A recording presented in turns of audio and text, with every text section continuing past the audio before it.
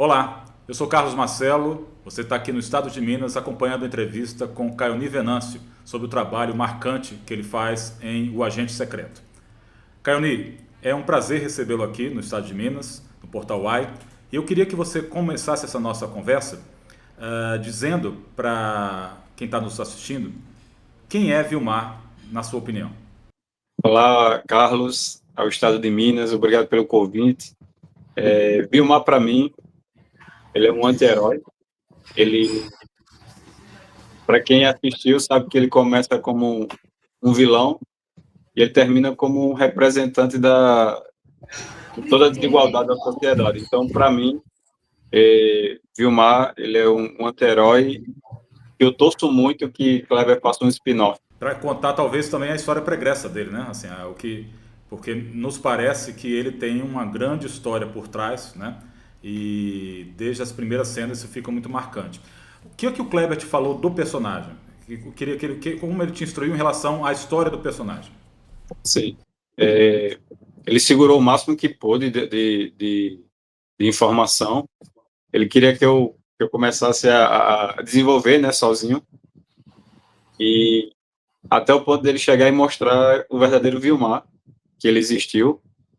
É um pouco diferente do que eu faço, mas uma coisa que Kleber queria é que eu percebesse que o Vilmar real, ele não se justificava, ele não argumentava, ele só dizia, ele só fazia e acabou. Se não tem envolvimento, não tem envolvimento emocional com nada. Então, a orientação que ele me dava é, Caione, ele não, ele não se estressa com as pessoas, ele simplesmente é o que quer para fazer, é isso, pronto, eu faço, acabou. E eu vi a reportagem dos anos 70 sobre Vilmar, o pistoleiro de Serra Talhada, que foi exibido no Globo Repórter, né? E quando eu vi, Carlos, foi engraçado, que quando eu olhei, ele fez, olha, isso aqui é Vilmar, em preto e branco, né, a reportagem, quando eu olhei, eu fiz, vixe, parece com o meu pai, quando tinha 20 e poucos anos. E eu comecei a juntar uma coisa com a outra, né? E comecei a pensar, rapaz, eu tenho chance de passar mesmo, porque eu já tenho os traços do meu pai parece com o Vilmar. Então, o que eu fiz foi o quê? Entender quem era o Vilmar, o verdadeiro Vilmar, que existiu, e entender o que Kleber estava querendo que eu fizesse. Sabe um erro que acontece muito, Carlos, com quem é ator, atriz, é de querer chegar já pronto, sabe? Tô pronto, viu, diretor? Pode dar o ação aí. Na verdade, é muito importante que a gente construa o personagem junto com o diretor. Por quê? Porque o filme é a visão dele. Imagina eu chegasse esbaforido, gritando, me impondo sobre as pessoas na cena, eu ia me sabotar diante de uma oportunidade tão boa que é o personagem de Vilmar, que é o personagem de Vilmar. Eu precisava entender o que Kleber estava querendo. Então, eu só fiz prestar bem atenção nas orientações dele e prestar atenção no Vilmar. Cauni, você falou que precisava prestar muita atenção no que Kleber estava querendo, né? E aí eu vi uma entrevista sua recente no podcast Nordestinos pelo Mundo, no qual você fala uma coisa muito interessante, que você fala que toda vez que Kleber falava o texto, ficava mais fácil para você, né? Não que fosse imitá-lo, mas é que ele já dava o tom do personagem, é isso mesmo? Então me conta um pouco como é que foi esse momento de ele meio que passar o texto para você já com as pausas e a entonação e você meio que imitá-lo, né? Que você tem um talento para imitação, né? Então, fala um pouco sobre isso. Kleber, ele nunca quis, falo por mim, tá? Ele nunca quis dar a interpretação que era para eu fazer. Mas é o jeito dele, entendeu? Ele falava só assim, Caione, ele quando vai falar, ele fala só, 4 mil. Ele não fala, 4 mil, 4 mil, acabou. Aí quando ele falava, 4 mil, o tom é esse. Esse é o tom. Foi isso que eu consegui assimilar, sabe? E é tão verdade que ele ficava orgulhoso. Ele fazia assim, muito bom, Cauni, muito bom. E eu sabia que o muito bom é porque eu consegui retratar exatamente o que estava na mente dele, desde o que ele escreveu e desde o que ele estava vendo ali durante as gravações. Foi exatamente isso. Conseguir materializar o que estava na cabeça dele. Mas eu sempre digo a ele, meu amigo, por mais que a pessoa diga assim, Carlinhos, você tem talento, não sei o quê, mas eu acho que o diferencial meu foi eu ser inteligente o suficiente para entender o que estava na cabeça de Kleber. É isso. Porque não adiantava eu chegar pronto, não adiantava. Se eu chegasse pronto, eu teria que apagar tudo da minha mente e começar do zero. Nem todo mundo sabe que no caso do cinema, especificamente do Agente Secreto, é claro que o Kleber já falou que o papel foi escrito por Wagner Moura, né? Mas boa parte do elenco foi selecionado por meio de testes, né? Então, queria que você contasse como é que foi o seu teste. Assim, como é que foi a sua... Que você resumisse pra gente como é que foi o processo e qual foi a cena que você fez o teste. Eles fizeram uma chamada pública no Instagram no início de 2024. Todo mundo já sabia que ia rolar esse filme, né?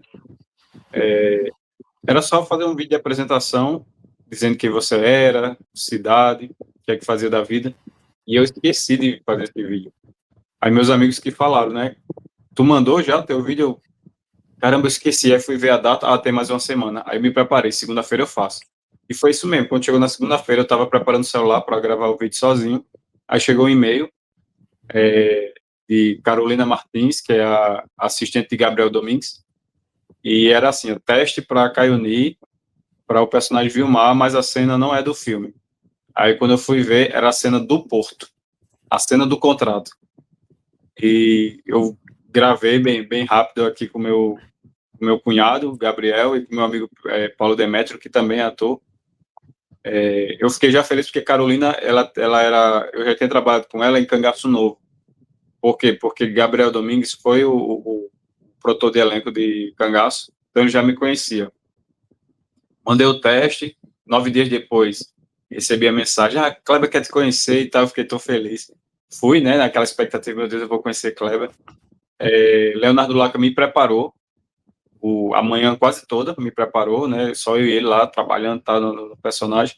Kleber chegou de bicicleta, ele e Emily, a esposa dele, cada um na sua bicicleta. E aí foi quando eu fiz o teste, né, da cena do Porto, eu gravei no meio da rua, sem camisa, voltava ele assistindo no celular, vamos lá, melhore isso, aí gravava lá de novo, voltava. Aí foi quando ele mostrou o Vilmar, o verdadeiro, aí explicou com mais detalhes o que ele queria do personagem, eu disse, me diga uma coisa, com essas novas informações, você quer que eu vá lá fora e faça de novo? Ele, quero. Aí fui lá, gravei, voltei, ele ficou assistindo, ele estava gostando, elogiando o meu andar, e ele olhando para o celular e falando, é um personagem muito importante para mim e tal, não sei o quê, e queremos ter a honra de trabalhar com você. Aí eu fiquei emocionado e não sabia como comemorar, apertei a mão dele e fiz, obrigado.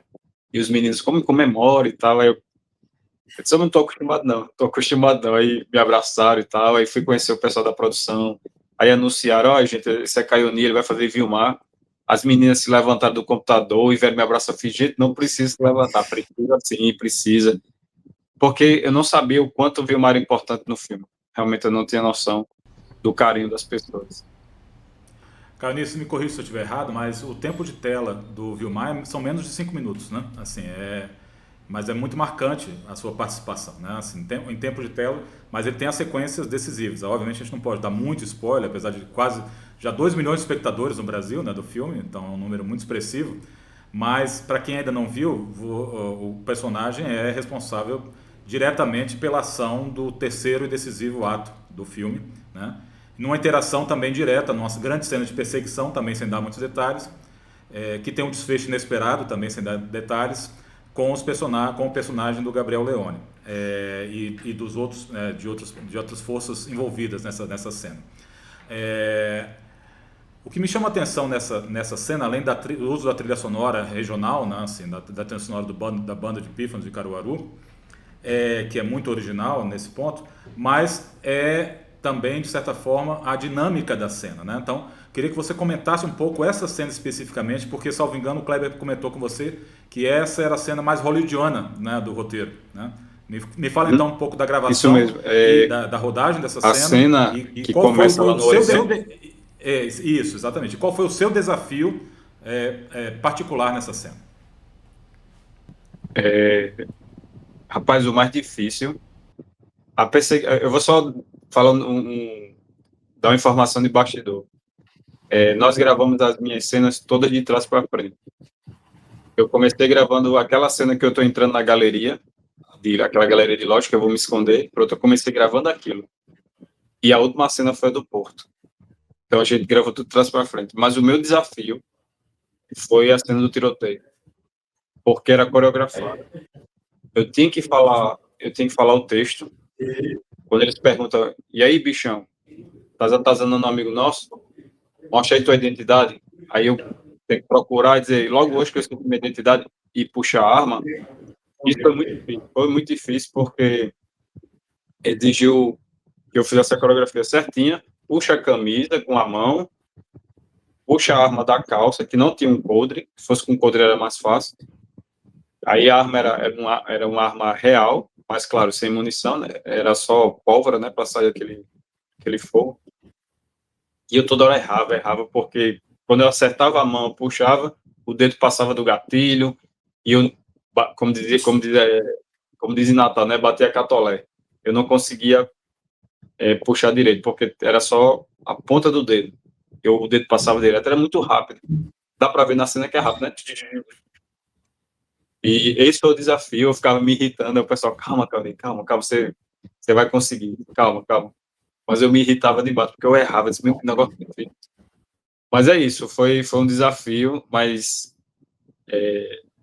era o som tem que estar junto com os tiros, o pessoal da fotografia, né, para fazer o movimento de câmera correto. Então, por isso que foi difícil para mim. Mas eu digo a você, viu, foi realmente hollywoodiano. Foi maravilhoso.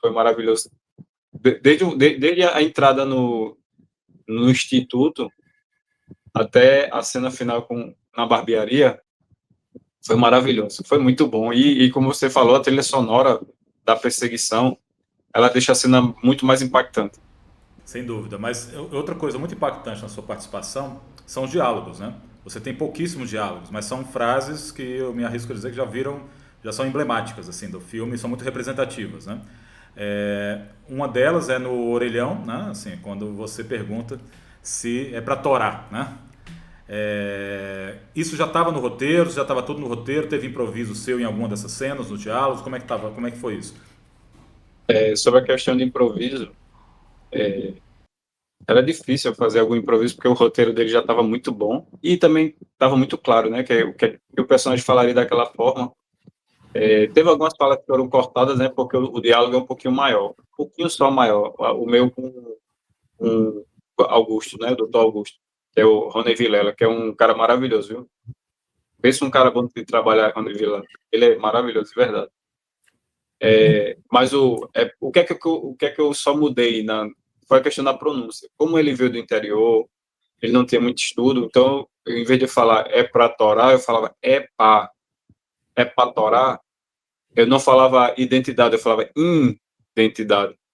De propósito, lógico, né? Kleber não me pediu isso, eu que fiz, e ele gostou, né? Então, manteve, né? Mas eu não precisei improvisar, não, sabe? Outro detalhe, a cena do logo hoje que eu esqueci minha identidade, o Kleber pediu para fazer de duas formas diferentes, três formas, né? A original e mais duas. Eu não lembro como é que foi assim, e ele que me dava a fala, entendeu? Ele fez, Caio Nintendo fala dessa forma. Ia lá e falava, né? Aí a última eu lembro, a última ele fez assim, Caio, em vez de falar logo hoje que eu esqueci minha identidade, fala só assim, ó, vixe, aí já puxa. Aí eu fiz, ficou legal também. Mas no final das contas, a que entrou foi a do texto original, né? Logo hoje, abrindo os braços, né? Lembrei o que era. Primeiro era abrindo os braços, logo hoje, que eu esqueci. A outra era passando a mão no corpo como estivesse procurando. Aí puxava. E o outro era o vixe. Vixe, já puxava. Então, assim, não teve muito improviso de fala, sabe? Eu fiquei eu fiquei bem atento e me ative ao roteiro, sabe? E tinha também a Gabriela, que era a continuista, teve uma fala que eu falei diferente, não foi errado, eu falei diferente, ela foi lá e fez, Raoni, você falou, eu fiz, foi, eu me liguei. Eu me atrapalhei, aí para não perder a cena, eu meti essa palavra, mas eu vou corrigir no próximo plano. Foi isso, eu segui o roteiro bem direitinho. Cauni, quem te vê agora nessa entrevista, e certamente viu seus trabalhos anteriores, ver que, obviamente, você tem um olhar muito diferente do olhar do Vilmar, né? E acho que mais marcante até do que os diálogos, que são muito marcantes, é o olhar dele, né? Assim, ele diz muita coisa com o olhar e diz muita coisa sobre o passado dele também, né? Com o próprio olhar. E nessa cena que você fala, que foi a última que você gravou, mas é a primeira que a gente conhece o personagem, quando eles estão naquele galpão, né? Ele trabalhando ali, ou seja, ele tem uma dupla jornada, né? E acho que é um dos elementos mais originais do roteiro, que é, na verdade, os matadores contratados resolvem terceirizar e ainda tirar vantagem, né? Do matador nordestino, né? Assim, de explorar ainda mais e fazer até um arranjo com dinheiro, que na verdade eles ficam com lucro, né? Então, assim, estão lucrando e o matador interpretado pelo Ronei Vilela vai até para a praia, né? Enquanto o serviço está sendo feito, né? Exatamente, é tudo muito original nesse ponto, assim, né? Porque tem, obviamente, todo um subtexto de exploração nisso que não é dito, é só mostrado, né?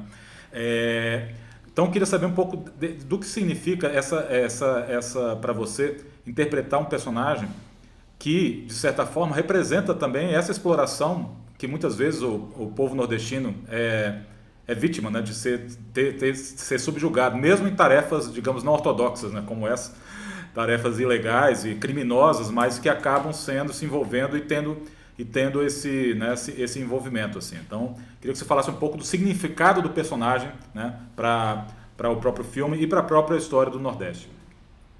Eu me identifiquei totalmente com não com o que Vilmar faz, mas eu me identifiquei totalmente com a desigualdade que ele sofre e que ele vive, porque vários trabalhos eu já fiz enquanto ator e eu fui desmerecido, cachês baixíssimos, falta de respeito com o meu trabalho, sabe, de dizer assim, ei fulano, carro que ele pegar não vai dar certo, você pode vir por conta própria e tal, mas o combinado foi esse. Então, assim, as pessoas querendo passar a perna em mim, já aconteceu várias vezes, principalmente quando eu era mais jovem, né? Quando eu era mais jovem, eu sofri muito nessa questão, e olha que eu não era nem ator ainda, mas já passei por situações até hoje ter empresário que me deve dinheiro e tal, e fica chorando as pitangas na internet. Eu não tinha como não me identificar com Vilmar. Então, o meu olhar, Carlos, o meu olhar na cena do Porto, aquele olhar de quando eu falo para Gabriel Leão, né? Gostei do teu jeito, não. É literalmente o que eu já senti várias vezes de pessoas que desmereceram meu trabalho, que quiseram diminuir o meu cachê, o meu serviço. Como eu já fui professor em escola também, sabe, salários baixos, dizendo, não, porque só dá para pagar esse, saiu sabendo que podia pagar mais. Então, eu transferi a minha vivência, não a minha dor, tá? Não joguei a minha dor no personagem. Eu transferi a minha vivência para Vilmar, para ajudar a eu entender a dor de Vilmar. Então, o fato de eu vir cansado, sujo, cheio de açúcar, suado, limpando as mãos e querendo saber quem está atrás de quem, que veio conversar comigo, de cara eu já vi que eram pessoas de fora. São pessoas que não eram dali de Recife. Eu vi que eram pessoas que têm uma grana. Então, eu já fui com o pé atrás, saber o que é que se... Como disseram ontem no Big Brother, né? Seu playboy. Quem são esses playboy? Então, eu fiquei entendendo mais o Vilmar, porque eu já passei por isso. Sabe? De pessoa chegar e falar, Claudio, só tem tanto. Vai. E eu sabendo que a pessoa tinha condição de pagar o juro que eu pedi, né? Então, para mim, o meu olhar, ele passa muita verdade, muita sinceridade, porque eu já senti isso na pele, sabe, Carlos? Me ajudou muito. Perfeito, Cauni. E sobre isso, eu queria que você, então, comentasse o fato de vocês entraram para a história porque é a primeira vez que o Brasil é indicado ao Oscar de uma nova categoria de melhor elenco, né, de casting, direção de elenco, mas enfim, que está sendo, obviamente, ali avaliado e foi indicado a diversidade do elenco, né, essa formação desse elenco, né? E que é muito sintomático que a primeira vez que o Brasil, que essa categoria exista e o Brasil exista nessa categoria com uma diversidade tão grande, né, de rostos, de corpos, de gerações, né, de formações diferentes, como a de vocês. E que você também representa nesse filme não só o ator nordestino, mas o ator potiguar também, né, que muitas vezes vem de um dos menores estados do Brasil e que muitas vezes não tem o mesmo destaque até mesmo de estados vizinhos, do Ceará ou um pouco mais longe de Pernambuco, né? Então, assim, queria que você comentasse então um pouco dessa indicação de melhor elenco, de ter entrado para a história com um filme brasileiro que recebe a primeira indicação dessa nova categoria. É uma honra. No ano que estreia a categoria, eu estava fazendo parte, né? Na verdade, a indicação é para Gabriel Domingues, merecidíssimo, porque consegui montar um elenco tão diverso, né? Não é fácil. Não, quer dizer, não é só porque é diverso. Ele conseguiu ter uma diversidade, mas que todos se encaixaram nos personagens. É um trabalho árduo e também existe sensibilidade de quem escolhe, né?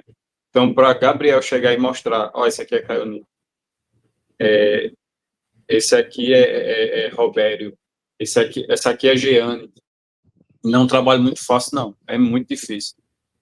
Então, o que eu espero é que, quer dizer, a gente não sabe nem como é que é o critério de avaliação da academia, porque é o primeiro ano, então a gente não tem parâmetro, né?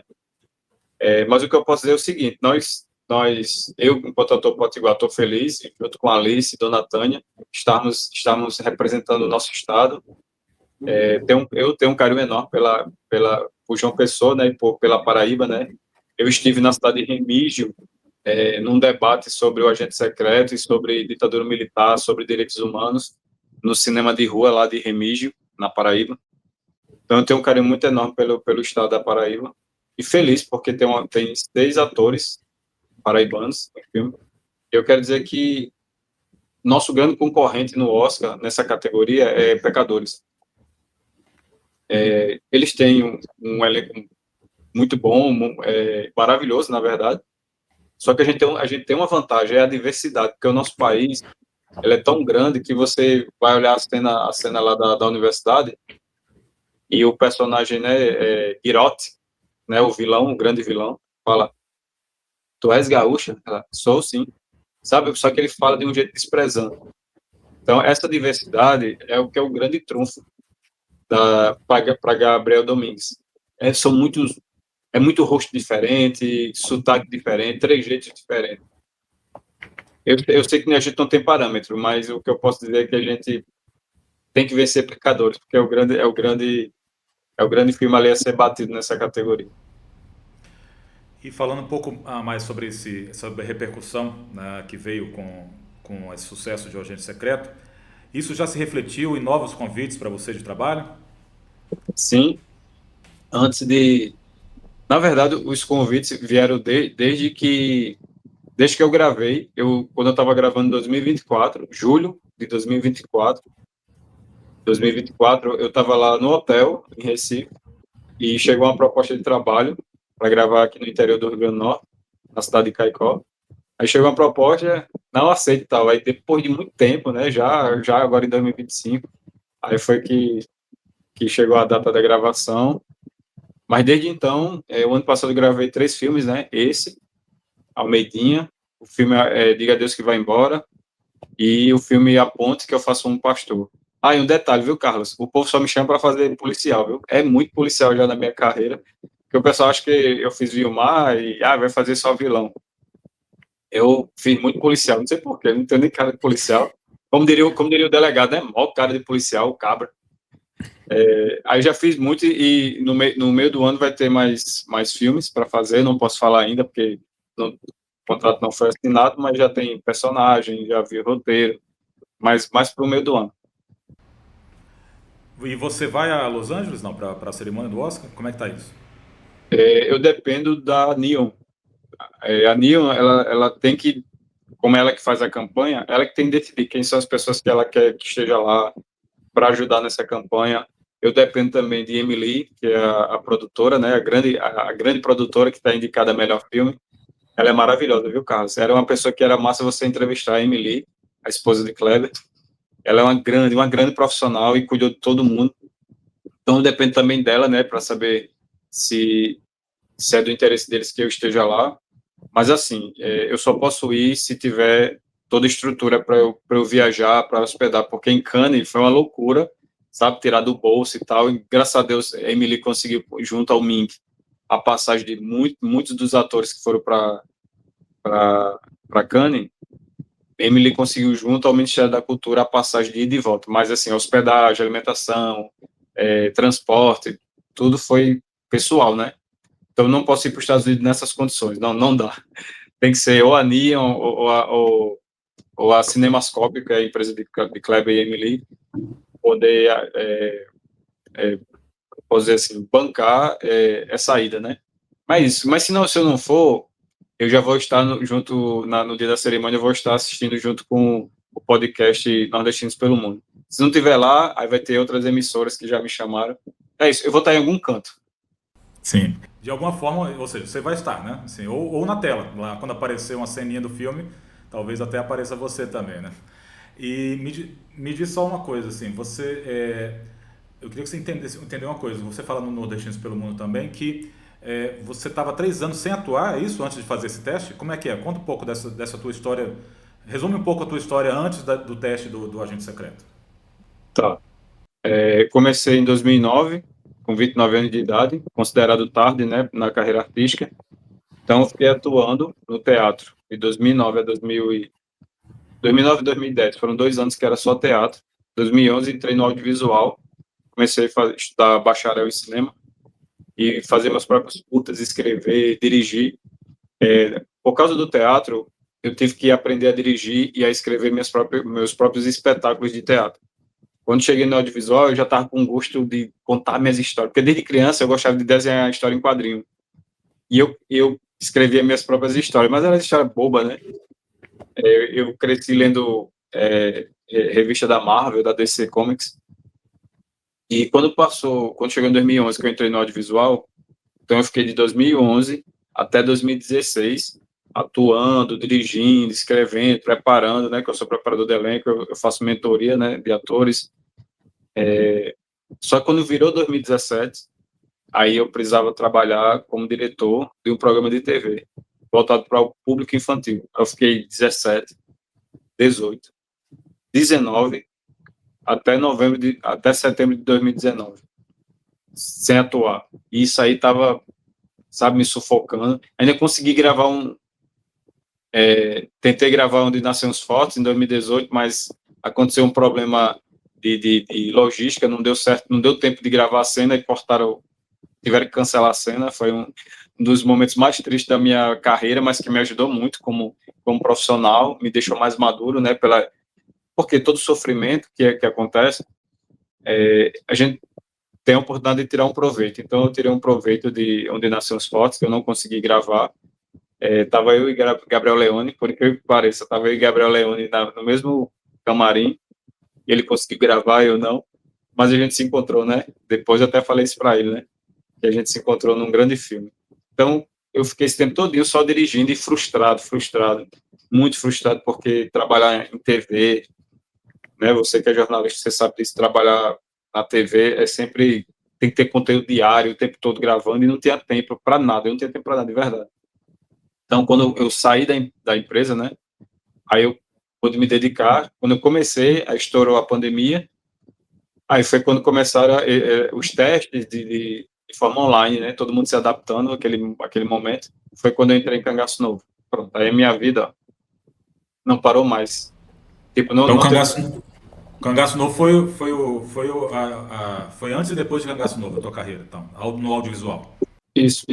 Porque eu já tinha feito outros trabalhos, mas nada no âmbito nacional e internacional como Cangaço Novo.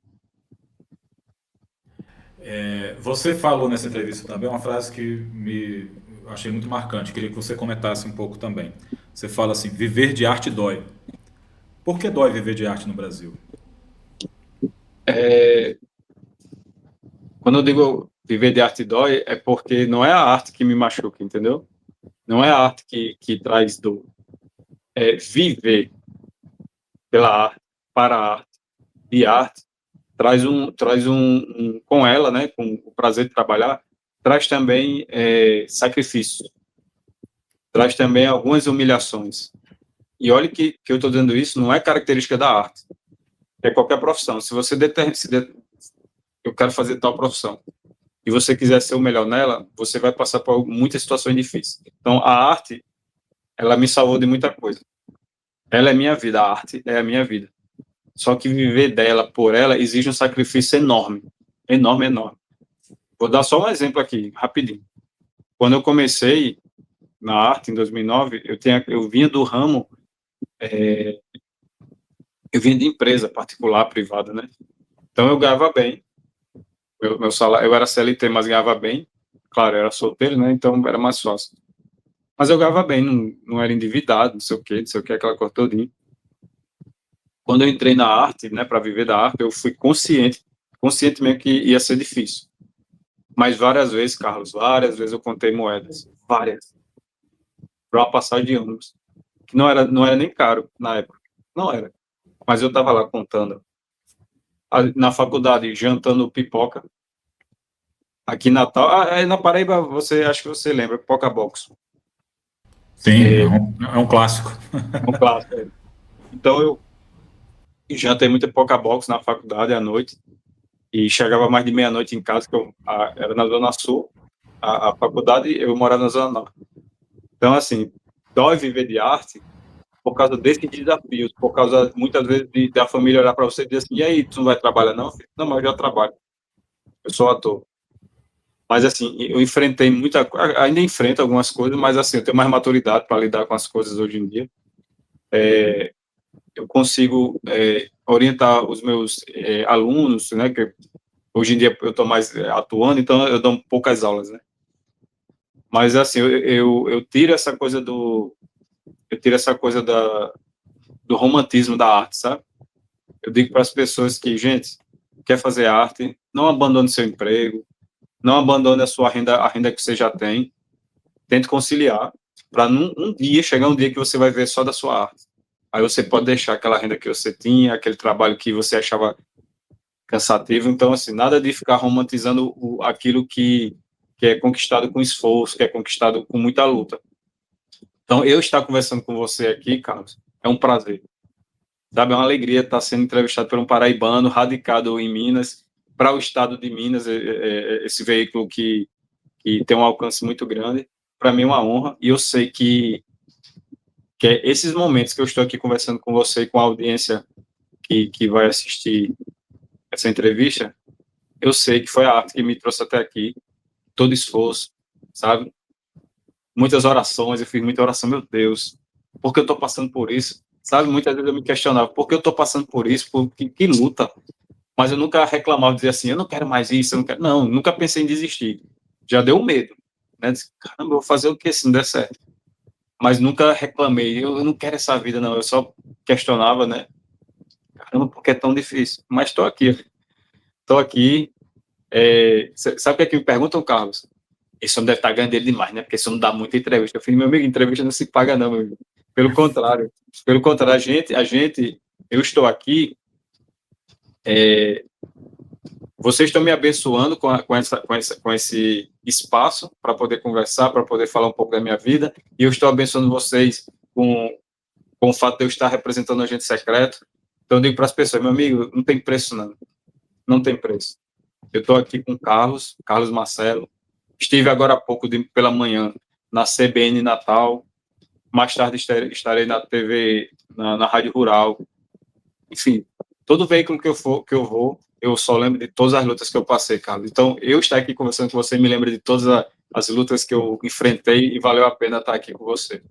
E todas as lutas que todos nós passamos, né? Assim, quando chega um momento como esse, também é um momento de celebrar, de agradecer. E sobre isso, eu queria, para a gente encerrar, eu queria que você comentasse. Você já comentou nessa entrevista que as gravações das suas cenas foram na ordem inversa da que o personagem aparece na tela, né? Então, a sua última cena foi a cena do galpão, onde há o encontro do Vilmar com os dois matadores que vêm do Rio de Janeiro. Como é que foi a gravação dessa cena, né, com o Ronei Vilela e com o Gabriel Leone? O que o Kleber Mendonça te pediu nessa cena e como é que foi o final da gravação dessa cena, que era a sua última diária? O final, né? O final foi maravilhoso. Eu, antes de começar, eu, quando eu fui fazer o Vilmar, eu tava magro, como eu tô hoje, né? Eu tive que ganhar peso, né? Eu ganhei quase 6 quilos aproximadamente, porque ficava, né, oscilando, né, o peso. Quase 6 quilos só de músculo. Então eu fiquei com um corpo bonito, ficou legal. Ficou a cara de uma pessoa que trabalha carregando peso, né? Que é um estivador. Então, Kleber já gostou, né? Que eu estava bem fisicamente. Deu tempo, né? De ficar mais forte, porque foi a última gravação. Ele pediu que a gente ficasse mais seguindo o roteiro mesmo, bem direitinho, sem improvisar. Ele não queria que a gente avançasse para cima do outro, né? Para querer peitar. Não, ele disse: ó, a marcação é essa. Fica paradinho, porque na hora que a gente for editar, vai ser um rosto do outro, um rosto do outro, tal, tal, tal. Ele até falou isso para Gabriel Leone, né? Que não precisa avançar e tal. Que ficaria bom também, né? A pessoa avançar, meu irmão, tu não sei o quê. Não, ele deixou todo mundo fixo. E manda o texto, manda o texto. E teve leves improvisos, não da minha parte, mas tipo, o Rony fez uns improvisos muito bom mesmo. E Kleber deixou. Claro, essa cena foi a que eu mais fiquei um pouco inseguro com o texto, porque só tinha ensaiado eu e Rony, mas não com Gabriel e nem com outro ator. Então era bom que os quatro tivessem ensaiado, sabe? Mas enfim, você viu que ficou muito boa. Aí beleza, né? Kleber orientou a gente, né? Ficar fixo, se manter no texto e tal. E, e eu sempre com a energia. Ah, e esse é um detalhe muito importante para eu falar do final. Eu estava com muita energia de raiva, sabe? De revolta, porque eu sabia que eu ia ser humilhado, né? Pelo personagem de Gabriel. Então, por isso que meus olhos já é grande, né? Aí, um zoião assim, porque eu estava com muita fúria dentro de mim, mas não podia explodir, não podia. Aí, quando você guarda muita energia, muita emoção, sentimentos que você está ali reprimindo, uma hora ela vai sair. Aí, beleza, aí terminou a cena, aí eu fui me sentar numa cadeira perto de Kleber e esperar, né? Eles revisarem a cena. Aí ficaram lá revisando e eu aqui, né? Esperando gravar. A gente gravou várias vezes. Quando ele me chamou, ele fez: Caoni, vem cá. Hoje é seu último dia, né? É, uma diária. Ele tá certo. Tá bom, a gente terminou já, viu? Foi muito bom. De verdade, foi muito bom. E ele me agradeceu, sabe? Ele fez. Não, eu fiz assim, Cláudio, muito obrigado pelo presente, viu? Marcou um presente na minha vida. Ele fez: não, rapaz, sou eu que agradeço você ter aceitado. Aí ele pegou e fez: Felipe, chama aí todo mundo aqui. Aí eu fiz: ele vai fazer algum discurso, eu imagino. Ele vai fazer algum discurso de agradecimento. Beleza. Quando ele juntou todo mundo, junta aqui, pessoal. Aí ele falou: gente, hoje é a última diária de Caioni, gravamos todas as cenas de Vilmar, ele vai para casa agora. Quando ele falou isso, eu me segurei para não chorar, né? Eu disse: não, vou chorar. Uma salva de palmas para Caioni aí. Quando começaram a bater, parecia uma chuva, um galpão gigantesco, parecia uma chuva. Pega aplauso, aplauso, e eu aí não aguentei não, comecei a chorar e vieram me abraçar chorando. Muita gente chorando, me abraçando, aí eu chorava mais ainda. Aí o cara do som fez: rapaz, eu vou lhe dar um abraço, mas deixa eu tirar o meu microfone primeiro. Aí foi tirar o microfone. Rapaz, foi mágico. E depois eu fui dar entrevista para a Vitrine Filmes, que é a distribuidora, né, aqui no Brasil. Eu com os olhos marejados, dá para ver no Instagram lá, na entrevista, eu com os olhos marejados. É difícil falar dessa cena, desse momento, né, dessa cena. É difícil porque foi muito marcante. Chorei o resto da E era o tarde. momento que você se despedia do Vilmar também, né? Assim, Isso, exatamente, era uma o momento que despedida dupla. que o Vilmar deixava assim o teu, né? Deixava o teu, não o teu corpo, mas assim, ele ficava só na tela agora, né? Mas ele não mais pertencia a você, ele estava agora no registro, né? Então, eu queria que você encerrasse essa nossa entrevista. Vou te pedir duas coisas. Uma primeira, que é o seguinte: o Kleber Mendonça, ao ganhar o Globo de Ouro, ele fez questão de direcionar o discurso dele para os jovens realizadores, né? Para dizer para eles que eles deveriam estar filmando, documentando, registrando o que está acontecendo na realidade, tanto nos Estados Unidos como no Brasil. Mas enfim, ele endereçou um recado dele para quem está começando agora. Então eu queria que você também aproveitasse, obviamente a gente não está no Globo de Ouro, mas está aqui no estado de Minas, no Portal Uai. Queria que você direcionasse o seu recado agora para quem está começando na arte de atuar no Brasil.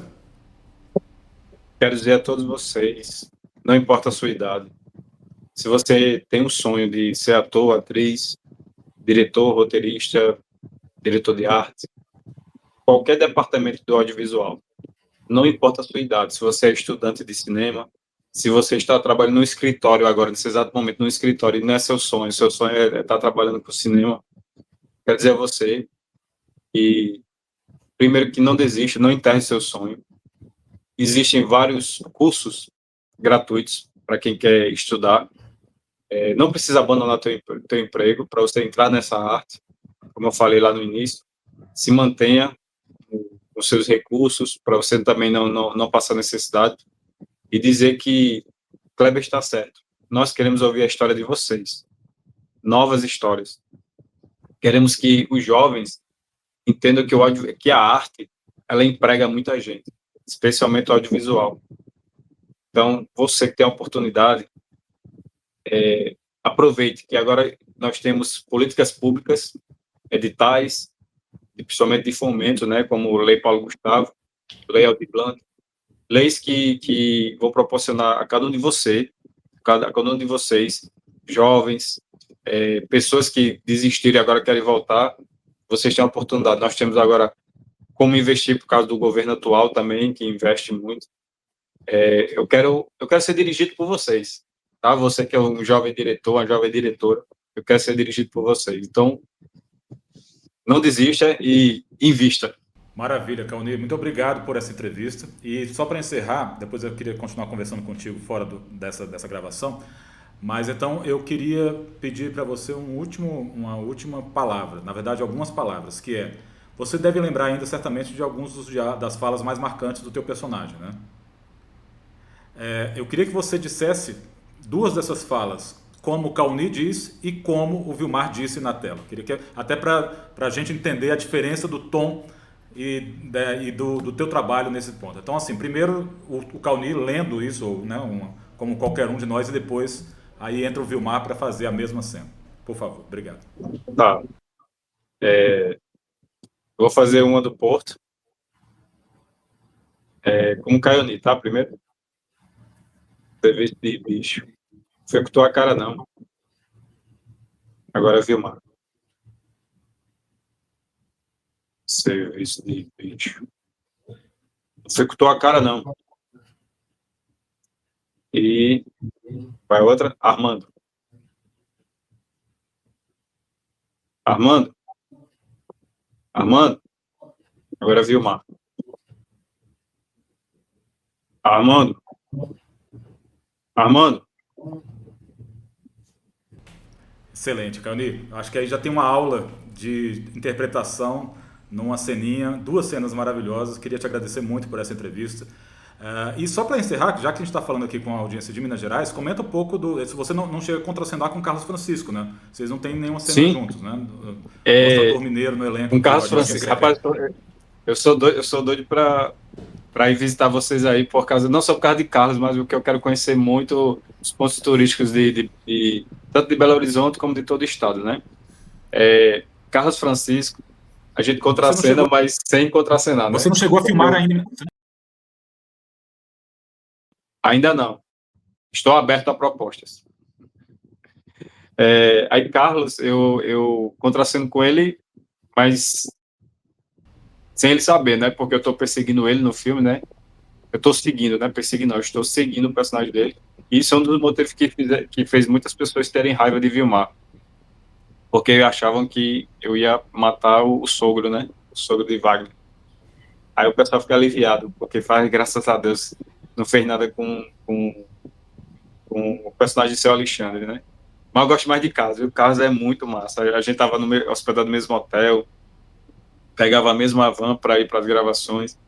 Muito bom a gente estar junto. Eu espero visitar vocês e trabalhar novamente com o Carlos, mas com mais interação dessa vez, né? Maravilha, Cauni. Obrigado por essa entrevista, tá? Pra gente. Espero muito sucesso. Já veio o sucesso, né? Mas que o Oscar não apenas venha a estatueta, mas que mais do que isso, que venha mais oportunidade de trabalho, né? para que pessoas como você e todo esse elenco indicado ao Oscar, mas que na verdade nem é importante ter essa chancela, mas ela não é o essencial, né? Assim, eu acho que o reconhecimento do público brasileiro, com o filme chegando a 2 milhões de espectadores, talvez seja para a nossa cultura até mais importante do que a chancela, né, de uma estatueta. Mas claro que vai fazer muito bem, porque vai dar uma visibilidade muito maior para o trabalho de vocês. Então, eu queria parabenizar vocês e dizer que já estamos na torcida também. Muito obrigado, Carlos, ao Estado de Minas. Sucesso para vocês também. E eu espero estar pessoalmente aí na redação para conhecer vocês, conhecer toda a turma aí. Muito obrigado e sucesso. Por essa oportunidade de estar aqui com a gente, acompanhando essa entrevista.